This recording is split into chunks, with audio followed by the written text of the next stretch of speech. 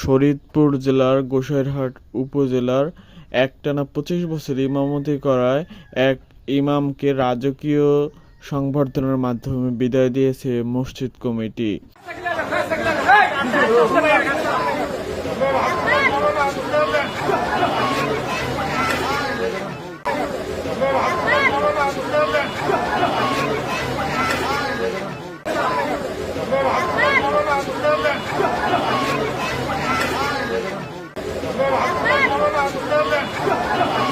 আজকে যিনি বিদায় নিচ্ছেন, যিনি বিদায় হচ্ছেন, আমরা যাকে বিদায় দিচ্ছি আমার শ্রদ্ধেয় ওস্তাদ, যার কাছে আমি প্রাথমিক জ্ঞান অর্জন করেছি। আমার শ্রদ্ধেয় অত্যন্ত ভালো একজন মানুষ ছিলেন, যাকে বিদায় দিতে পেরে আমরা খুবই আন্তরিকভাবে আবেগ আপ্লুত এবং নলপুর ইউনিয়নবাসী একটা দৃষ্টান্ত স্থাপন করেছে এরকম একজন আলেমকে সম্মান সাথে বিদায় দিতে পেরে।